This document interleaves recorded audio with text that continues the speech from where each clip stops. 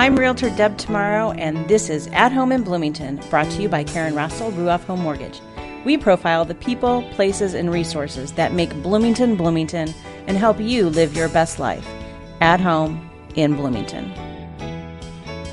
Welcome to At Home in Bloomington. I'm your host, Realtor Deb Tomorrow, joined as usual by the lovely Miss Karen Rostel. Hello. Ruoff Home Mortgage. I think I promoted you last show. I think you did. From best AM lender in the state of Indiana to world's greatest lender? Something like world's best I'm lender. now worldwide. Worldwide. But really, even though you're only licensed in in Indiana. So, all right. Well, we are going to get to it at the show today because you're never going to guess what this topic is. So followers of the show know we kind of try to keep Karen in the dark as much as possible of who our show guest is, and she ends up always asking really, really good, insightful questions that hopefully are the same questions listeners would have out there. Since I've done a little bit of research, sometimes, you just start talking and don't realize that not everyone's on the same page as you. Yeah. That's what my notepad is for, so I can take notes and ask my seriously, questions. she takes this seriously. She has pen and paper in front of her so she can take notes. All right, so do you remember a few weeks ago we did a show with a Mad Optimist? Mm-hmm. And our Facebook follow segment on that show, you looked at me like I was crazy. Yes, I do. It was the sharpening of knives. Was that? No. Oh, that was a different one. Okay. Well, because I'm looking at the guest and I think, well, right. you might be able to sharpen some knives. Okay. No. This was the time when I suggested that everyone needed to follow Meadowood on Facebook. Okay. Because it was a great resource for activities and events and suggestions of interesting things. These assisted living communities are like cruise ships on land. Yeah. And they've got people that are dedicated to finding interesting things in the community for residents, but also for just people in the community. A lot of these events, we were talking about, a lot of the events at Meadowood are open to the public. Okay. So follow me here. Okay. Because he has nothing to do, he doesn't live at Meadowood or anything like that. The gentleman sitting in front of us. She's always doing this to me. But that suggestion was how I came across this young man. Okay. So you're not going to think I'm crazy by the end of today's show. I'm going to prove my point about why you should be following Meadowood and some of these other facilities. You on always Facebook. Bring everything back full circle. You got to wait for it sometimes. Yes. But we get there. Okay, so our guest today his name is Mark Akers, and he started and runs the Bloomington Humanities Center, which is probably something you haven't heard of, which is why we're doing the show today, because I want people to know about this. But I saw an advertisement on the Meadowood page about a course that he was holding there. And it just jumped out at me. It was in October, and it was about Hitchcock movies and sort of watching the different Hitchcock movies and having discussions about them. And I clicked around and started digging, and that's how I discovered this huge resource that he has created in the Bloomington Humanities Center. And I thought, this is someone doing something for our community, and we needed to talk. So I am pleased to welcome Mark today. Thank you so much for joining us. Well, thank you. Thank you for having me, and thank you for calling me a young man. After the podcast, I will give you a shiny new quarter. Awesome, a quarter, yay! So let's start with a brief introduction of what Bloomington Humanities Center is, and then we'll go back and talk a little bit about your background. But I want people to know, because humanities is a word that, you kind of know what it means, but you don't really know what it means. Right, I understand. Okay, well, Bloomington Humanities Center is it's a small business that I founded. My wife and I own it, but that was designed to offer low cost or free adult education in the humanities to people in the Bloomington community. And we offer courses in philosophy, religious studies, art, music, history, film. I think that's about it. Okay. I don't think I've missed anything. Yeah. Maybe I have. But, and literature, of course. Okay. Yeah, literature, of course. And history, yeah. I mentioned history. And making it very accessible. It's making not it very, very as accessible. Scary as some of us who spend a lot of time watching the Kardashians and reading People magazine might think, oh, this isn't for me, it's way over my head. No, actually, that's exactly who it's for. Okay. That is exactly who it's for. Perfect. Well, Kim hasn't come yet, but we'll work on that. It is for people regardless of their educational background, regardless of their skill set, or what they know or don't know or whatever, our courses are designed to be, number one, fun. Okay. Yeah. There's no required reading. There's no required attendance. There aren't any tests. No, this is just for adults who want to learn for fun. Okay. And what each course is designed to do is to give you kind of an overview of the topic, and then provide you with resources in the ways of bibliographies and websites and handouts. And that reading the handouts is optional. I have a guy who never reads the handouts. He always takes the maps if it's a history class, but he doesn't read the handouts. And that's fine. But so you can go find out more on your own if you want to. Mm-hmm. Yeah. And we have a lot of people who take, 5 or 10 courses a year with us. Wow. They just come because it's intriguing and fun, and we always have a great time. And one of the things we talk about in this show over and over again is this idea of community, and we want to help people find their community within our community. Yes. And so that was one of the things that attracted me to having you on the show, because I feel like there's a strong community. Thank you. Yes, I'm so glad you mentioned that, because I think of Bloomington Humanities Center really as a learning community. Okay. And believe me, I'm not in it for them. It's a passion. It's a passion. Yeah. It really is. Yeah. But financially, I mean, it's just a shoestring, thing. But and in fact, you might even consider us almost a socialist organization in a weird way, because we have members who pay. Mm-hmm.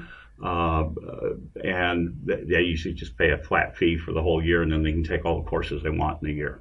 They can take every class that they want to, or one or two, whatever. And then they also have contributed to a fairly large scholarship fund. Nice. So that people who can't afford a membership can come. We just scholarship them, and they can come.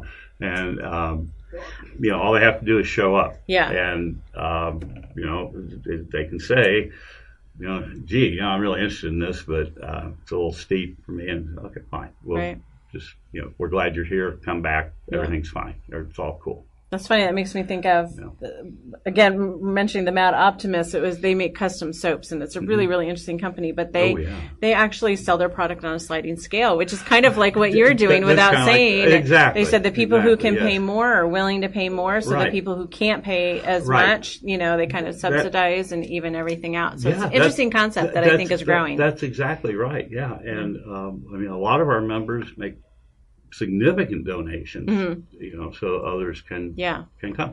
And financially, it's not a big deal. Right. So, what is your background? Oh my! It goes back a ways. You would ask that.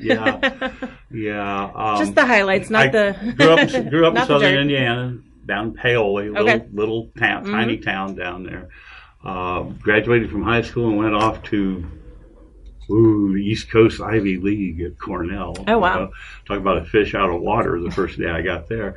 And, I got a first-rate education at Cornell, and I ended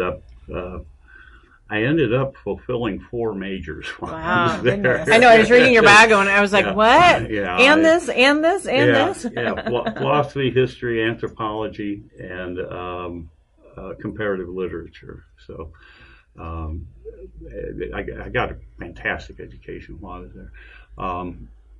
But it was the late 60s, early 70s, and when I finished my undergrad degree, I wanted to go see the world. Right. I wanted to get into and change the world, probably. And change it. Oh, yep. Yeah. So I came back to Indiana. I was in the newspaper business for several years. I ran a weekly paper in southern Indiana for a couple of years, and then I actually worked for a year at the HT here in Bloomington.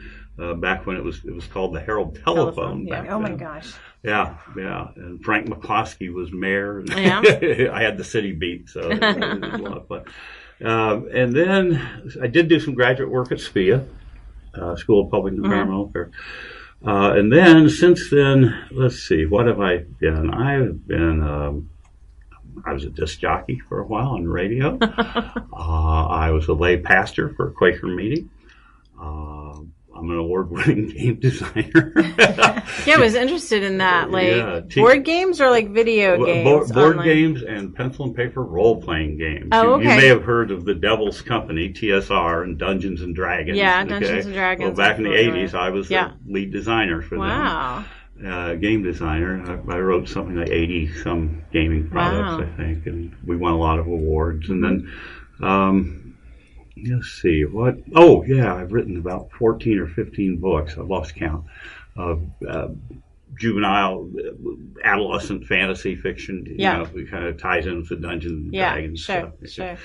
And, boy, oh boy. And your most important job, which is every year in December, right? Yes. I'm a very close friend, nod, wink, wink, of a certain bearded man who wears a red suit and visits the Fountain Square Mall downtown. So you help him. I help him a lot. That's awesome. And so we'll have to post a picture on Facebook, and people will quickly I should mention I was a headhunter for 20 years, too. Oh, wow. Yeah. Okay. I recruited psychiatrists. Oh, interesting. Wow. So a little bit of everything. So how did the Bloomington Humanities Center come about? It's been around about 6 years, is that right? Yeah, I think we actually were founded in 2014. Okay. Yeah, so about 4 years as Bloomington Humanities Center. Okay. Yeah. I also taught college at various points in my career. I taught for Open City College, and I taught for, there used to be a place called Northwood Institute down in West Baden. Okay. I taught for them. And then I began teaching adult education classes for, the first course I ever offered was, I think 2006 or 7, something like that. Bloomington Parks and Rec had an adult education program that they called, what was it called? People's University. People's University, yes. Yeah, that's right. And so I taught my first course for them. It was a course on Gettysburg. Oh, yeah, I'm also a published Civil War historian. Okay. Yeah. So anyway, my first course was on Gettysburg. Okay. And it was really well received. As a matter of fact, there's a Monroe County Civil War roundtable here in town. That actually grew out of the group that came to that class. Steve Rolfe and Scott Schrader and some other people got together and put together a round table, which is another great community resource. We should really get out of our houses more. I know. You should check them out. Yeah, it's a great resource. Interesting. So and then I started teaching adult ed for Ivy Tech down at the Waldron, and I had a lot of fun with that. But I really wanted something that where I could teach what I wanted to teach. Sure. Okay, my passion, lifelong passion, has always been teaching, really. And so I thought, well, after I retired in 2009, I thought, well, why not just do that, So I just went out on my own and let a few people know I'd be offering some classes, and we've grown from that. We started out, my first course had 3 people in it. Yeah. As Bloomington Humanities Center, and we now have about 70-some members. Wow. Paying members. So those are members that pay, like you had mentioned earlier, they paid for the entire year. They pay for the whole year, yeah. And then we have a lot of other people who are scholarship, and our classes are held at Beltrace, and in exchange for the space there, we let Beltrace residents come to the courses. Okay. And then we've just expanded operations into Meadowood this year. That's how you heard about it. Yeah. Okay. Interesting. Speaking of, you mentioned Beltrace. How many, is it like once a week? When is the class offered? Okay. Like during that? We have class. I have at Beltrace. I usually have classes Tuesday, Wednesday, and sometimes Thursday nights. A class session, a typical course will run 6 sessions. Okay. A typical session is 2 hours with a break. We take a bathroom break and stretch your legs, and, or run out of the room screaming because too much. Whatever. And some of the courses are shorter. Some of them are only 4 sessions. Some of them are a little longer, 8 sessions. And then at Meadowood, we just started at Meadowood, and we're delighted to be expanding into there. And we teach there in the afternoons. Okay. Oh, nice. Yeah. Okay. So because Tuesday, Wednesday, and Thursday nights are kind of booked, so we're keeping find that afternoon at Meadowwood, evenings at Beltrace. Yeah. Well, in the second half of the show, we're going to talk about some examples of the courses because they're really interesting and wide ranging, and I'm sure that even with our narrow knowledge of that involves People Magazine and Kardashians, we would find something that we would intrigue us. But I want to talk briefly before we go to break about this idea of humanities and what it means. Okay. And why you think it's important. Oh, absolutely. The term humanities broadly means the study of the ways that human beings process and then express their experiences. Okay. And the expressions are usually in the form of stories, or literature, or poetry, or films, or artworks, or philosophical speculations. Okay, all of these things, or religion. Religion grows out of human beings processing their experiences, regardless of what you might believe about the source of that experience. Yeah. So all of those things count as the humanities. Okay. Now, why I think they are important. We really have time for this. In 2 sentences or less. Just kidding. Well, when I was growing up, learning the humanities was essential to the ideal of what we used to call, a long time ago, a liberal education. Okay. Sometime after I got out of college, and I'm not sure exactly when, maybe the late 70s, early 80s, I think, but at some point in time, it seems that the goal of post-high school education certainly became get a job and make money. Yeah. Okay. Now, there's absolutely nothing wrong with getting a the skills job, you need money, to, get a job and make money, and hopefully, the more the merrier. The more the better. That's wonderful. But in the process, the humanities were significantly neglected in a lot of these new educational programs.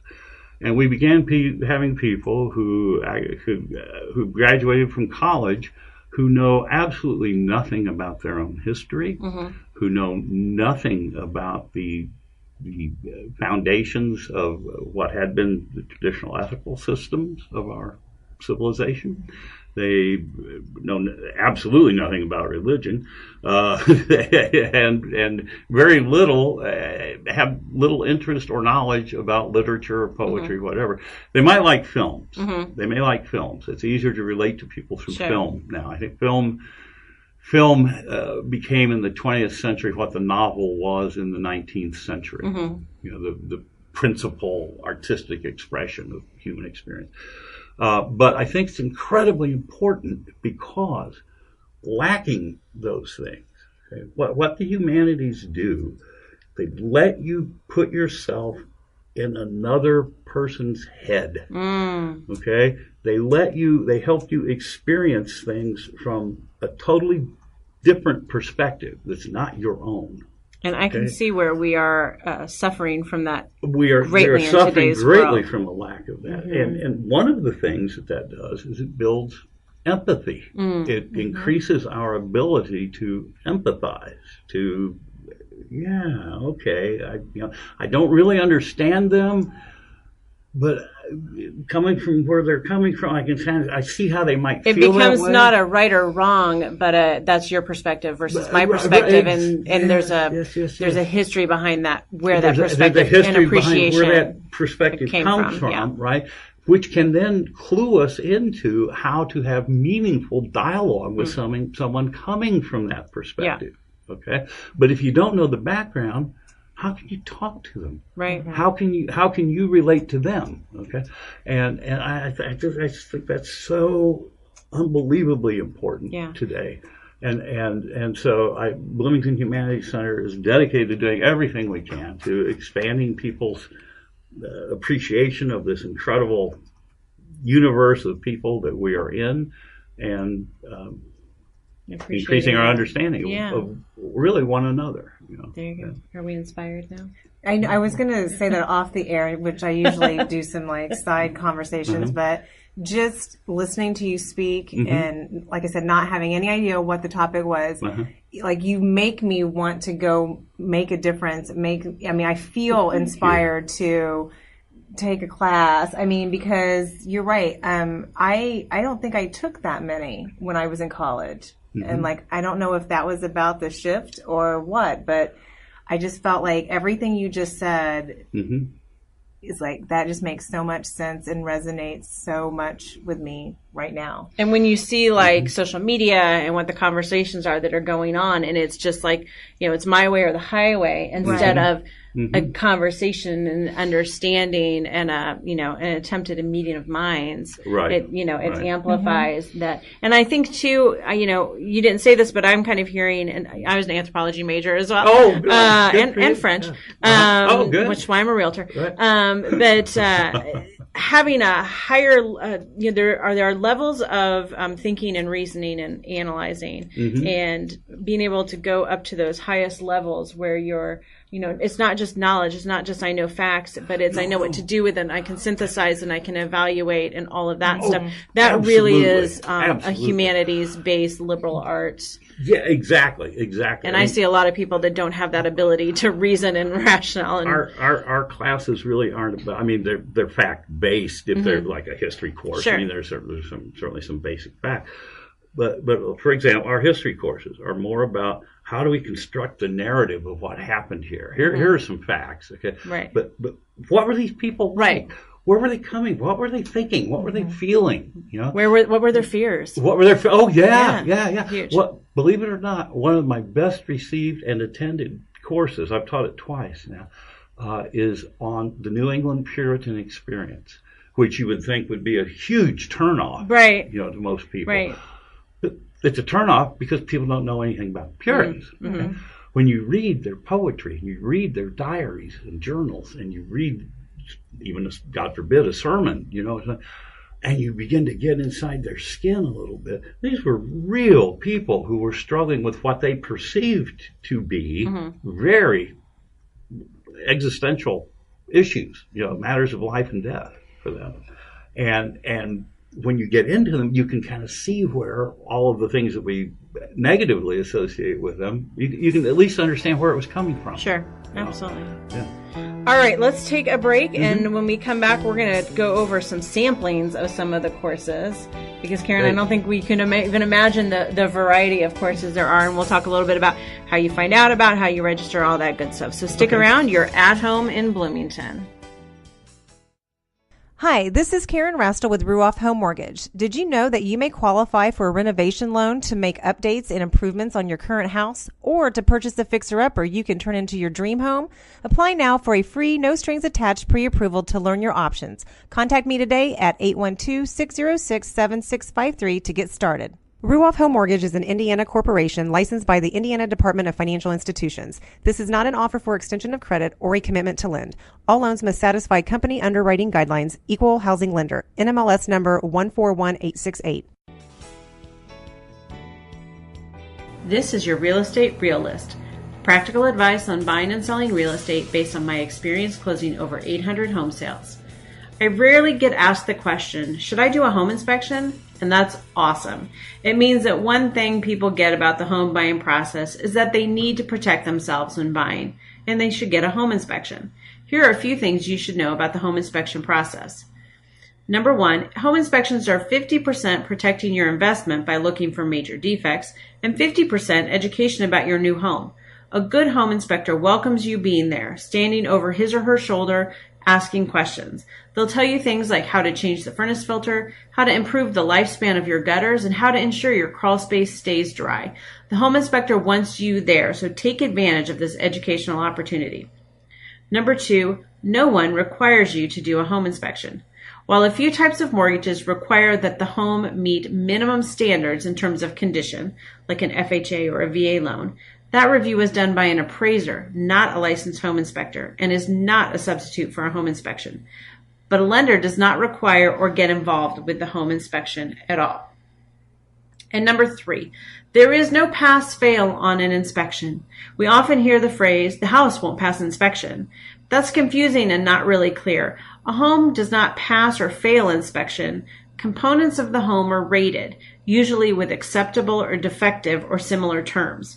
And then it's up to the buyer to determine what they can live with and what they'd like to ask to be addressed prior to closing. And all of this can be negotiated, taking into account the price of the home, interest from other buyers, market conditions, and more. Educate yourself on the home inspector process, and you'll feel more confident and in control during your home buying process. Learn more by listening to my Real Real Estate Today podcast, episode 65. You can find it on iTunes, YouTube, and my website, www.athomeinbloomington.com. My name is John Lee. Deb Tomorrow is my realtor. She has helped my wife and I sell 2 homes and purchase another. She's a smart, outside-the-box thinker and truly cares about her clients. Deb makes the complex world of buying and selling homes seem easy, which is a testament to her knowledge and skill. Long story short, Deb should be your realtor too. And now, back to the show. Welcome back to At Home in Bloomington. Before we get back to our guest, Mark Akers of the Bloomington Humanities Center, this is our Facebook follow segment where we encourage you to follow a local business or a resource online on Facebook, and obviously that's how this segment is what brought us to Mark. So following Meadowwood. So that's kind of cool. So I'm going to take this a little bit different take. So we hear this all the time, how you have to take care of yourself first before you can truly take care of others, right? Right. And there's lots of ways to take care of yourself. I certainly think taking courses like the ones we're talking about today to stimulate your brain cells is a really important way to take care of yourself and make sure that you're on your game and thinking creatively and critically. But another way to do this, to take care of yourself, is physically, right? We hear that a lot too. Massage and spa, that's a good way to take care of yourself. So Karen, what's our favorite day spa here in Bloomington? Tranquil Vibe Day Spa. You got it, Tranquil Vibe Day Spa. So follow them on Facebook because they're relocating. Yes. They've relocated to a new space. I want to encourage everyone to follow them and learn about their services. They've got great service. They're definitely tranquil. One of the things I love about them is that they have that waiting room that's like dark and quiet and comfy, and they got it down because they want you to start to feel tranquil the second you walk through their doors. So their waiting room isn't in the lobby where the receptionist is. It's actually behind closed doors. Like, here, go into this quiet room, have some water, and just relax. And then they invite you to hang out there as long as you want when your service is over, too, so they can ease you back into the real world. So they do a great job of that tranquil thing that we're all looking for. So exercise, take self-care of your brain and then take self-care of your body with Tranquil Vibe. So check them out on Facebook. Excited to see their new location for sure. Okay, let's talk about, we talked a little bit about the logistics of the courses that you offer. Yes. That typically they're at Beltrace and they're usually in the evenings, a couple of hours. How many people are usually in the classes? It really varies. We have classes as small as 6.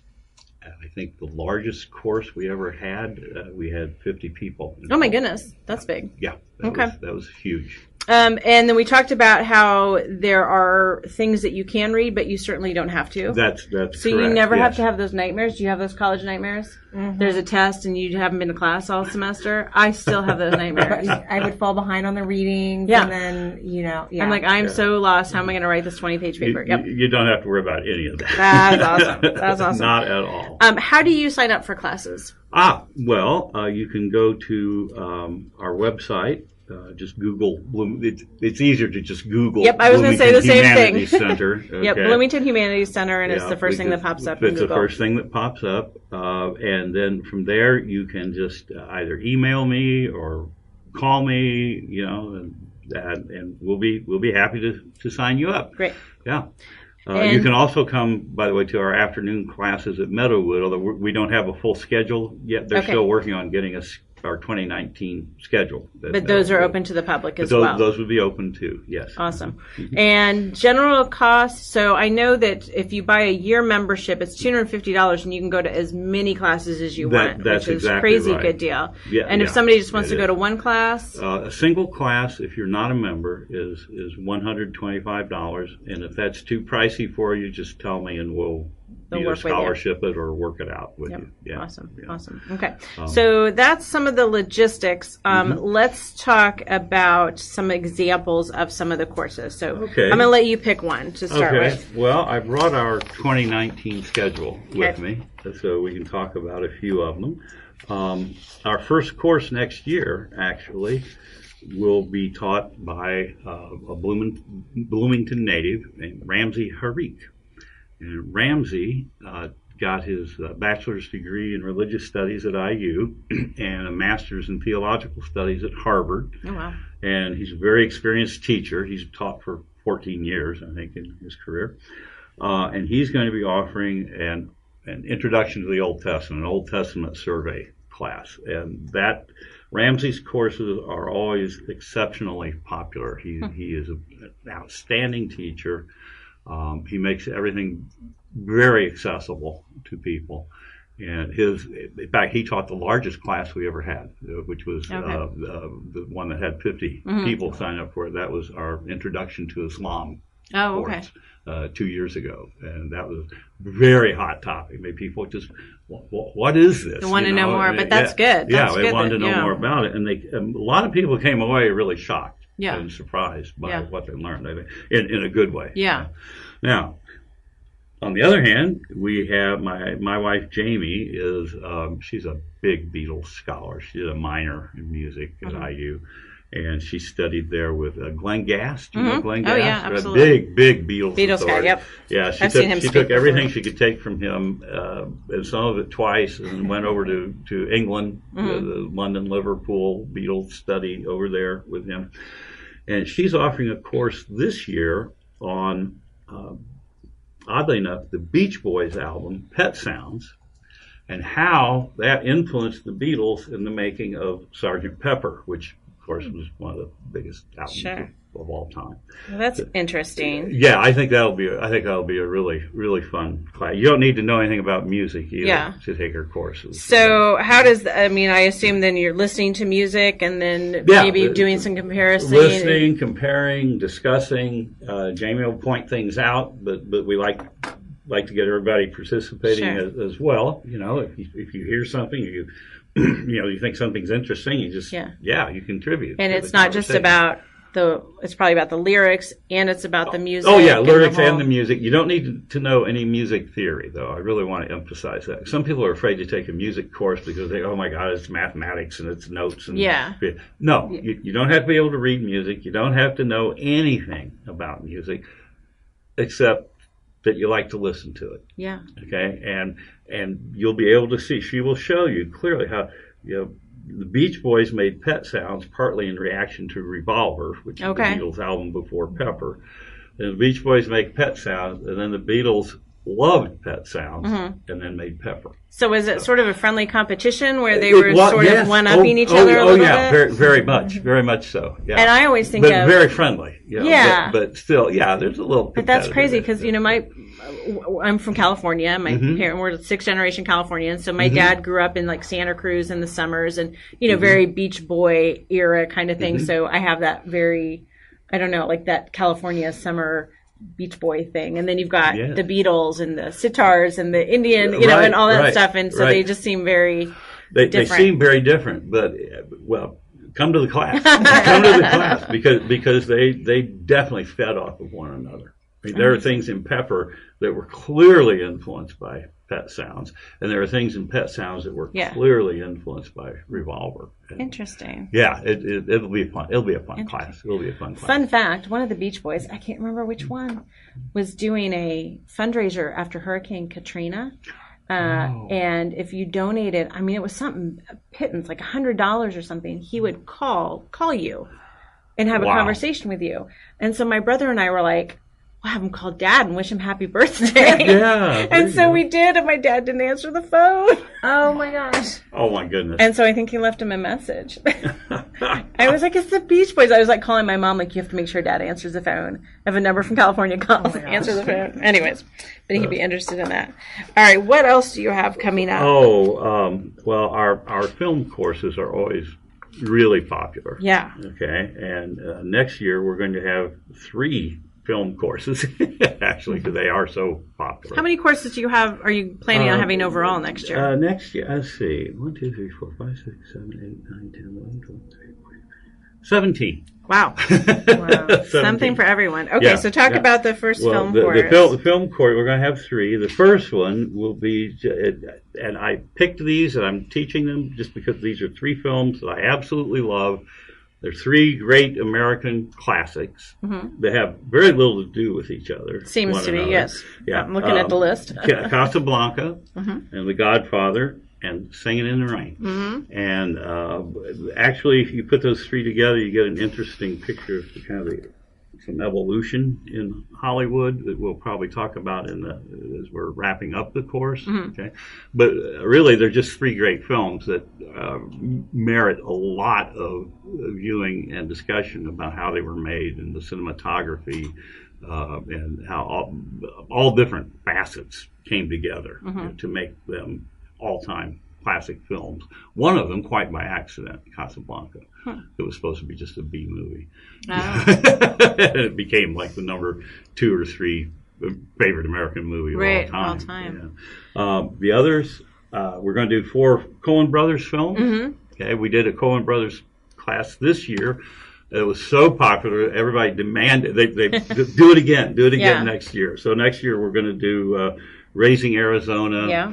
I love that. Don't you love that? I remember that. I don't watch a lot of movies. Oh man, I saw that one in the theaters. Oh, yeah. Nick Cage was. It's hilarious. It's a good one. And Miller's Crossing, which is very serious film, and Barton Fink, and then The Man Who Wasn't There, which is the Coens' take on noir, black and white noir films, and it's fascinating. Yeah. And then, now this one might seem a little out there, but I actually think this will be the most fun of them all. We're going to do a course on 6 films, very early films. 4 of them were silent films. And the other 2 were made after sound came in. They have sound. But they're German films. During the period right after World War I, there was a movement called German Expressionism in film. And we're going to look at 6 of those films because they are so amazing. And they laid filmmakers still go back and look at those films and say, oh, that's a great way to do this, or do that, or create this mood, or whatever.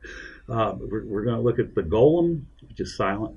Nosferatu, if you've ever seen that, was the first Dracula film. Okay. It starred Max Schreck. In fact, what was the film? I'm blocking. John Malkovich made a vampire movie about F.W. Murnau filming Nosferatu. Oh, okay. Gotcha. That was a big hit. We're going to do The Cabinet of Dr. Caligari, which, if you've never seen it, that's a must. Everybody needs to see that. And Metropolis, of course, people have to remember. And then the 2 talkies are M with Peter Lorre. Okay. And then The Blue Angel with Marlene Dietrich before she spiraled downhill. Yeah. So, in these film courses, are you watching the entire film during the course, or no, is people, we ask that they watch the film on their own before that class session. Okay. And usually, we always try to pick ones where they have copies in the library, Monroe County Library, that you can check out, or if you've got privileges at IU, which you can get, by the way, anybody that lives in Indiana can get go to the IU library system. Yeah. I don't think I knew that. I didn't know that either. Oh, you didn't know that? No, and oh we're my God.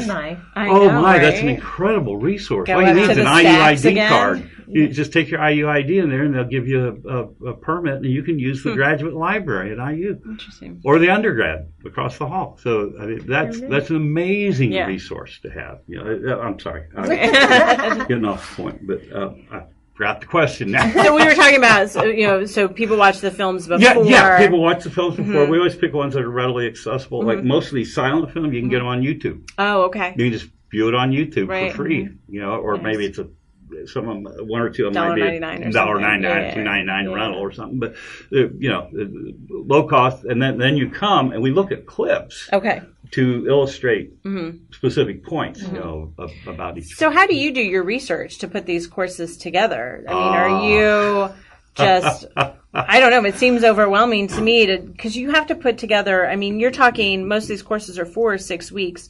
So you're 8 to 12 hours. Obviously, it's discussion, right. But it's not just 12 hours of lecture, but it's got to be cohesive. It's got to make sense. Obviously, it is because people are coming back and back and back, and you're growing. So how do you? Well, most of these things are things that I already have a reasonable amount of knowledge about. Plus, I'm one of those guys. I'm just one of those guys that always had his nose in a book and still do. I read probably 2 to 3 books a week. Wow. Just as a matter of course. Okay. And I have taking notes constantly as you go. go. Oh, well, of course. And, now the speed depends on what you're reading. Yeah. You don't read Kierkegaard or Kant quickly. Right. But People Magazine. That's People Magazine. I can zip through one of those. I'll tell you what. But yeah, I'm just one of those guys that have a great memory for stuff I've read, and I just do. I it just kind of comes to you. Yeah. I mean that goes all the way back to when I was in college. I was kind of the guy people came to for help. Right. Anyway, that sounds so self-serving. I don't mean it to sound No. One of the other ones that I thought was really interesting, I'm just going to share some of the titles because I printed some of these off, but there's one on great disasters that your wife does. Yes. Oh, yes. I mean, that one seems like watching a train wreck. It is. That's right? exactly what it is. And this is the 3rd time. Oh, really? Yeah. So that's and she does 6 different disasters each year, and I thought we'd do it once. Yeah. Well, it started out before she did 6 great disasters. She did a 6-week course on the Titanic. Okay. And she's a real scholar of that too. I mean, she has read literally everything there is to read and viewed everything there is to view about it. Yeah. And, she can tell you who was in what cabin and what they were doing probably when they hit the iceberg. Yeah. But that class was so well received that she said, okay, well, she's always been interested in disasters and why do some people live and other people die? What decisions do you make in emergency situations that lead to life, and what ones do you make that can lead to Now that death? sounds like something practical and useful that I could appreciate. Well, it is. It really is. So every year, we were going to do it one year, and she taught it, and every year people say, "Oh, do it again next year. Do it again. Do 6 more next year." So 6 different ones. 6 different disasters. So she's now done 18 disasters. Yeah. Oh my goodness gracious. Yeah. There's a course on what is time. There's one on King Lear. Yes. You're doing a panel discussion on the Constitution in August of next year, 2019. I should specify. 3 attorneys, 3 Bloomington attorneys. Yeah. And you've got some Greek mythology. And, all kinds of stuff. We're going to do. We're doing the what. I'm really, really excited about the What Is Time course. Oh, that is going to be so fun. It's going to be so much fun. We're going to look at. We're going to look at it from both a philosophical perspective and from a scientific perspective. And the philosophical perspective includes, the old style, like Aristotle, who's basically related time to motion. But then we're also going to look at it from a phenomenological perspective, which is more about how do people experience time?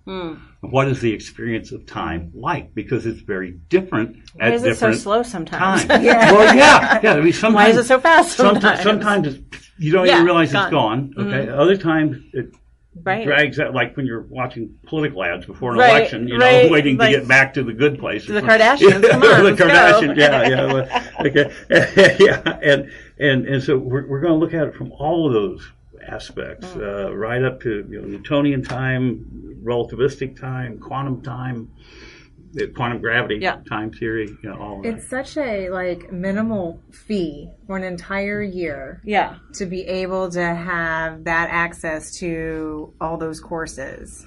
And I think the other thing that is striking me is that it's also, I want people to not be intimidated. Like, I'm a little intimidated because there's words on these papers in your classes that I can't pronounce. Greek mythology and stuff. Okay. Some of the names. Okay. Kind of thing. Yeah. I don't know. Okay. I don't know what the word is. But, I don't have to, I can just go and absorb. And you can get so much by just absorbing. Mm-hmm. And then all of a sudden you're probably inspired to, participate. But you don't have to be overwhelmed about, I have to read this and trying to understand it. And there's a deadline and this and that. People always like the idea of book club. But then when it comes to reading the book, sometimes you're like, oh, I ran out of time. And then and the book clubs always fall apart, right? People always, especially women, are always putting together book clubs and they never, are you a member of I just joined a book club because I wanted to push myself to read. I mean, that's good. And I think you should. Yeah. But this is another option that is sort of similar-ish to that vibe of we want to share and we want to learn and we want to have discourse. But it's a low pressure and low entry barrier is kind of how I perceive it. So we are out of time. So let me hit the highlights, which is if you're interested, Google Bloomington Humanities Center. And you also have a Facebook page, right? Yes, we do. So you can go to Facebook and look at that on there as well. And just email Mark with any questions you have, and he'd be happy to answer them. And they've got all the courses listed out for what's remaining in 2018 as well as what's coming in 2019. So you can kind of go through and, could be a good Christmas present for someone, a year of education, right? An annual membership would be wonderful. Yeah, that would be also, a great thing. If I may really quickly point out, if you are like a husband, wife, or husband, partner, partner, doesn't matter. Yeah. Anything that you could, household, by any stretch, call a family. Okay.